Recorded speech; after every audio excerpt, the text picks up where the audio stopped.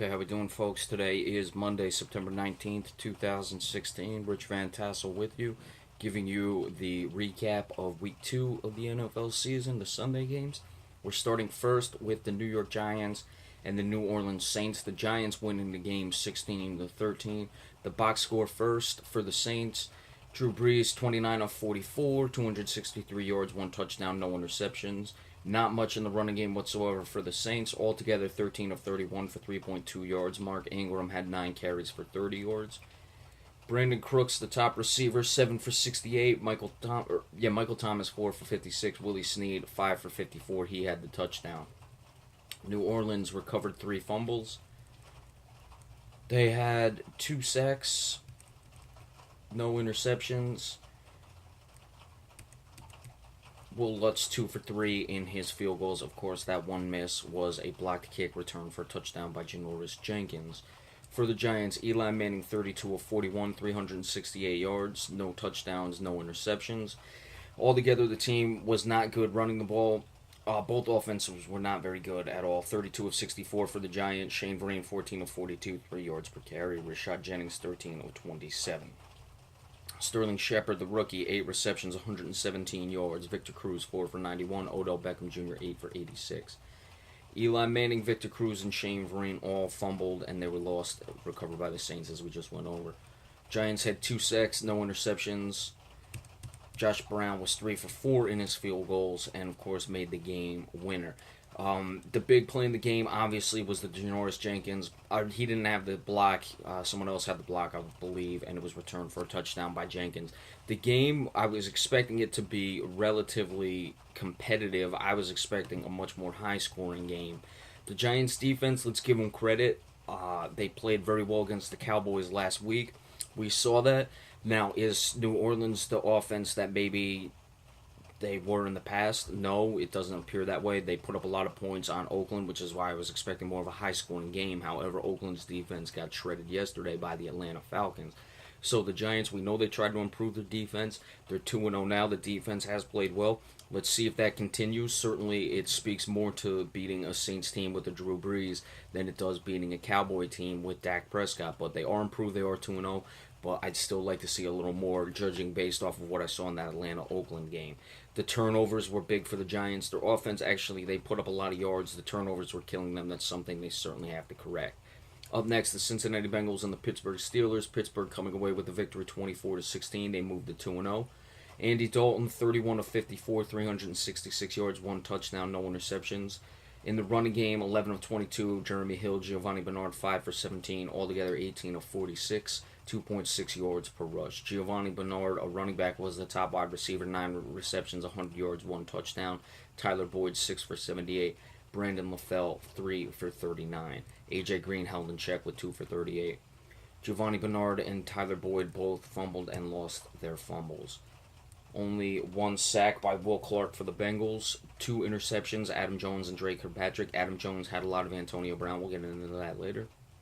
Mike Nugent 3 for 3 in his field goals.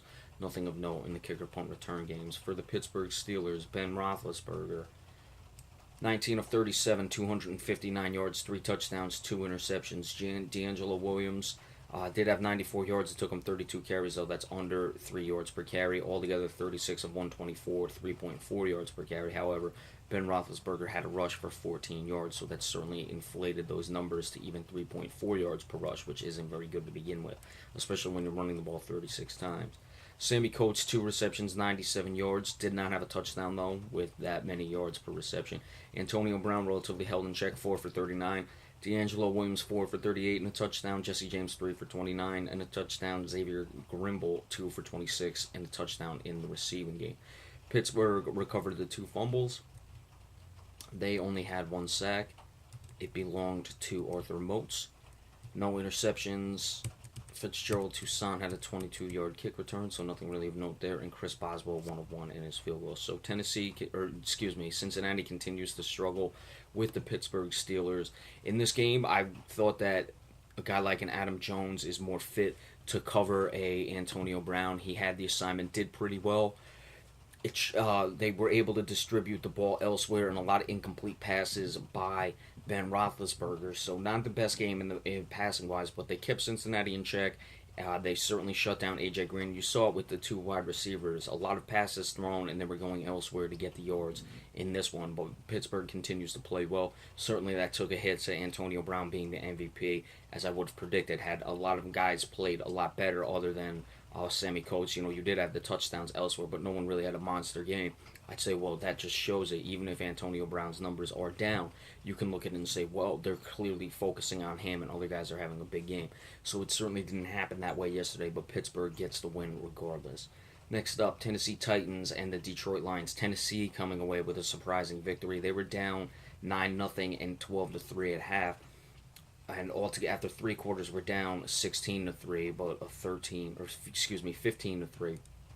But came all the way back with 13 points in the fourth quarter. Marcus Mariota for the Titans, 25 of 33, 238 yards, 2 touchdowns, 1 interception. DeMarco Murray, very good, 12 for 89.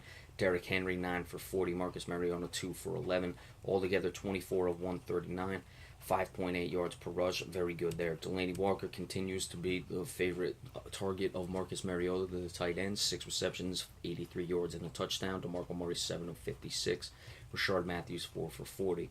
Mark Mariani fumbled, it was not lost. Brian Arakpo sighting, he had 2 sacks. The team altogether had 4. Parrish Cox had an interception.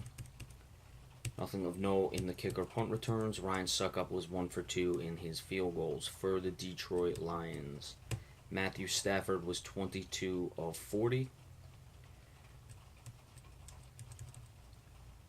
260 yards, 1 touchdown, 1 interception. So a lot of incomplete passes and the interception not too good.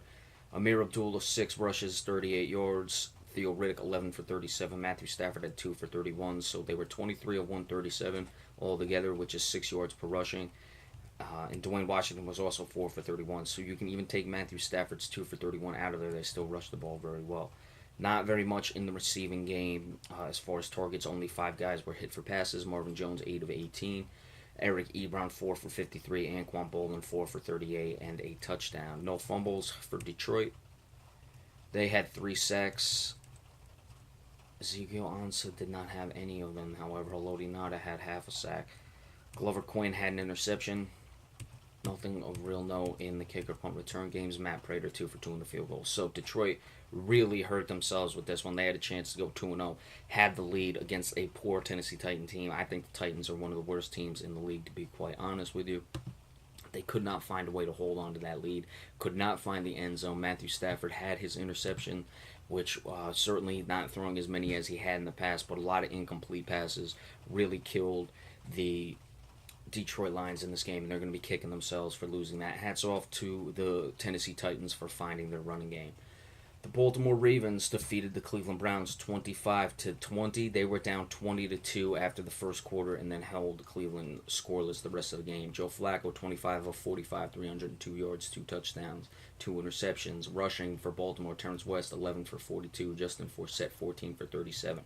Altogether, the team 26 of 80, 3.1 yards per rush. Dennis Pitta, 9 for 102 in the receiving game. Steve Smith Sr., 3 for 64. Mike Wallace, 4 for 31. He had 2 touchdowns. Mike Wallace is not stretching the field as much as I would have liked to have seen him thus far this year. 3 sacks for Baltimore. Terrell Suggs did not have any of them. 2 interceptions. Eric Weddle, the nice addition. C.J. Mosley also had an interception. Devin Hester, 2 returns for 80 yards. That's 40 yards per return. One of them was 48. So the other one obviously was 32 yards. So good. Either way, it's not like he had just one big return that inflated his numbers. Justin Tucker, 3 for 3 in his field goals. For the Cleveland Browns, Josh McCown, 20 of 33, 260 yards, 2 touchdowns, 2 interceptions. Isaiah Crowell ran the ball very well, 18 of 133 for 7.4 yards per rush and a touchdown. Corey Coleman, the top wide receiver, 5 for 104, 2 touchdowns. Duke Johnson Jr., 4 for 44. Gary Barnidge, 4 for 37. McCown, Tramon Williams, George Atkinson, all fumbled. None of them were lost, however. No sacks for the Cleveland Browns. Joe Hayden had 2 interceptions. Nice to see him coming back. Nothing of note in the kicker punt return games. Patrick Murray missed a field goal. So Cleveland clearly, I think, just took Baltimore by surprise. Once Baltimore got it together and realized, hey, we're down 20-2, they really shut the Cleveland Browns down. Cleveland, going to be a long year for them.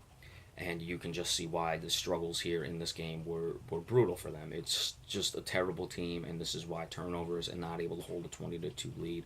So that is what happens when you play poorly and you're the Cleveland Browns at this point. So we'll have to see how bad it gets for Cleveland this year. All right, so that is part one. We will come back with part two in just a little bit. Be sure to stay tuned for that, and we will see you in a couple minutes. Thank you all so much.